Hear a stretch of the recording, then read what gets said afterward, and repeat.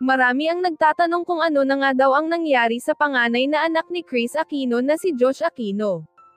Ayon sa netizens, ilang taon na din daw kasi itong hindi pinapakita ni Kris Aquino sa publiko. Hindi naman daw lingid sa kaalaman ng nakararami na may espesyal na kondisyon ang panganay ni Kris.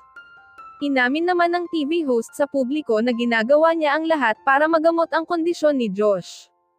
Masaya naman si Kris sa nagiging resulta ng gamutan ni Josh dahil nakikita niya na nagkakaroon talaga ng improvement, lalo na daw kung paano daw ito makipag-usap sa ibang tao.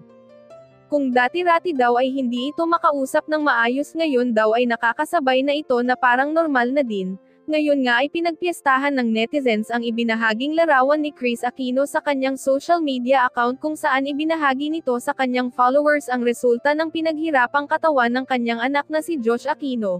Ayon kay Kris, masaya siya at malaki ang pasasalamat sa Puong May Kapal dahil nabigyan umano ng pagkakataon na gumaling ang kanyang panganay na anak. Ayon sa netizens, maituturing nga daw na isang huwarang ina si Kris dahil hindi daw talaga nito sinukuan ang kondisyon ni Josh. Tila napagtagumpayan na nga daw ni Kris ang laban para sa mga anak at umaasa pa din daw si Kris na sa mga susunod na buwan ay ang sakit naman daw niya ang tuluyan ng gagaling sa tulong at awa ng Diyos.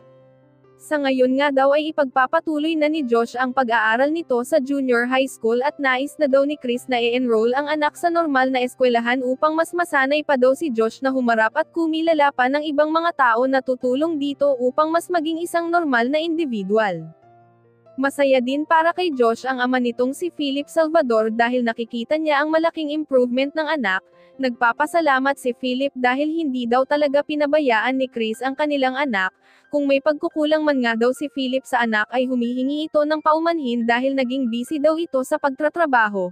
Para din naman daw kay Josh ang ginagawa niyang sakripisyo at umasa nga daw si Josh na hinding-hindi daw nagbabago ang pagmamahal ni Philip bilang ama dito.